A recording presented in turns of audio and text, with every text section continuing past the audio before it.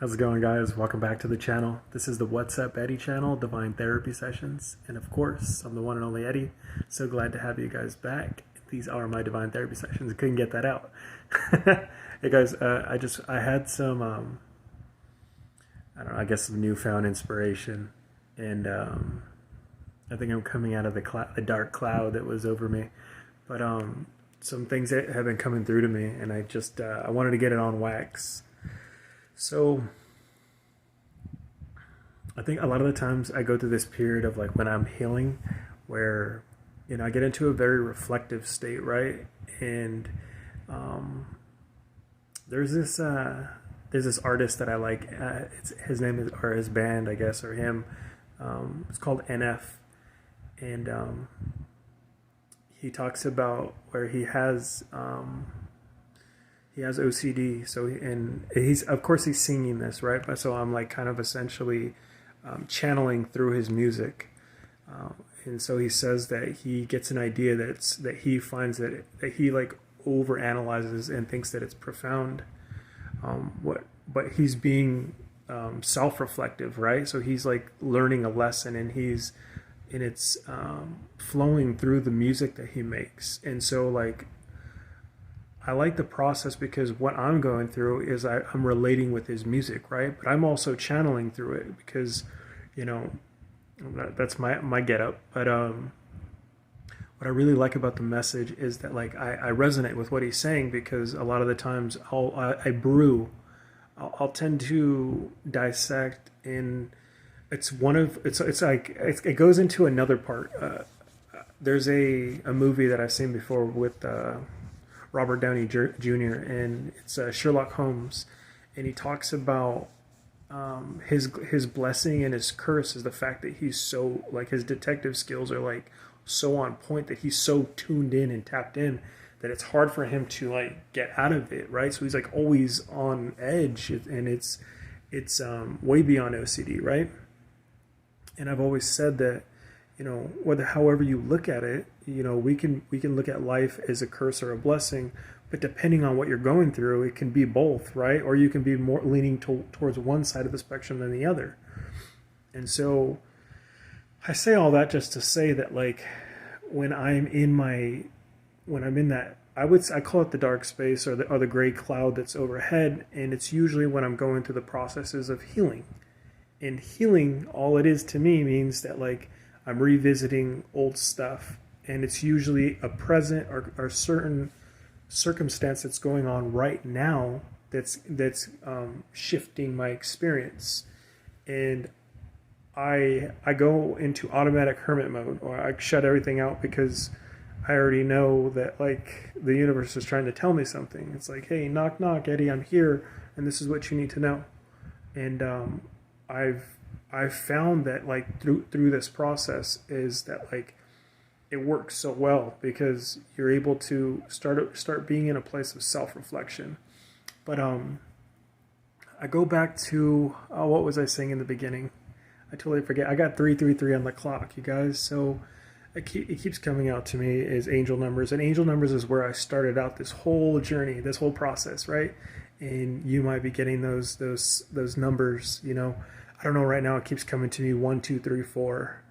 So you guys are, what I'm getting is that you guys are either starting out your journey, or you, and so 1, 2, 3, 4, or 1, 1, 1, 1, or 1, 1, is essentially telling you that like to keep going on your journey. You're not crazy. That if you're resonating, and Eddie's talking to me right now, I was like, what the heck? I'm getting chills. This is just saying that like you're on the right path. Keep going. And for the people who are on the journey, you've awakened, you're doing your healing, you've done your healing. Of course, healing, I think it's a continual process. It never ends, because you're always on planet Earth, and that's what it was. I'll get back to it, but you might be seeing 1, 2, 3, 4, and all it's saying to you are 1, 1, 1, and all it's telling you is that you need to get back to the basics, and that's something that came up for me. And 444 just came on the clock, so you are protected within this process, even if you feel like, and like some of my videos before is that like, I feel like the world is against me, and you can get caught up into that dark thinking, and that dark thinking isn't reality. That's the illusion that people, I would say, that are don't want to see you succeed on your journey are it's the illusions that are imprinted on us, and don't believe in it. And what you need to do is go back to the basics. What are the basics? Self-love, rituals, meditation, eating right, protection, your spiritual baths, saging, and the major thing is connection with self. And to get back to your studies, whatever it is that you're trying to accomplish, you can accomplish, even if it seems so far away, so distant. Even if you can't get back into the routine, get back into the routine. That the only way that you're going to have to be able to do that is switching the mindset, that shift that I was talking about. I think I might have been talking about it in the other video, but whatever the case is, one of the big things that came out to me was this. And when I was in that dark cloud, I tend, and I know why this happens, is because when I was within I would say the midst of my addiction, I would go to these very dark places. And within one of my processes, I've had, not processes, yeah, I guess it is a process, but I had a near-death experience in which I saw the other side, right? Or whatever, it's up to interpretation of what you think it is, right? But my interpretation of what the other side is my interpretation. Now, I'm not going to go into details of what that is because that's a later project, but what I do want to say is that I can't explain to you the amount of comfort that I got when I spoke to God. Or my idea of what God was, right? It was a feeling that I've never felt on planet Earth. And that feeling was comfort. I felt at peace, true peace. And even me saying the words aren't really, to me, it doesn't explain the feeling that I had. I think that my vernacular is rudimentary in trying to explain how that feeling was. But it was comfort. It was completely comfort. I didn't need the drink. I didn't need water. I didn't need food. All I needed to be was in that presence. And that presence was divine. So it's the best way I can put it for you. But one of the things that comes up for me is that I go into this place of like where I don't like being on planet Earth because I felt what it is on the other side. And there's this pulling within, I would say deep within my conscious that like I have this knowing of what is on the other side. Like I do know that whatever it is, and it scares me to think about like death and all that stuff, but like, because I do want to live. I've got so many wonderful plans, projects, passion projects. I still believe that like I'm going to meet my beautiful queen and that we're going to, let me plug in my charger real quick, my phone. I believe that, we're going to create a heaven on earth per se. But, getting back to it, one of the things that I go into is I feel like planet Earth can be a prison for us at times.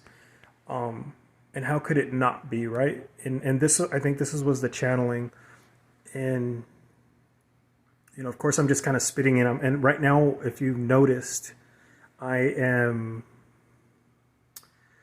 channeling at the same time, and a lot of this stuff is flowing through me because there's a certain way that you open it up. I can't explain it any other way. If you know what I'm talking about, you know what I'm talking about.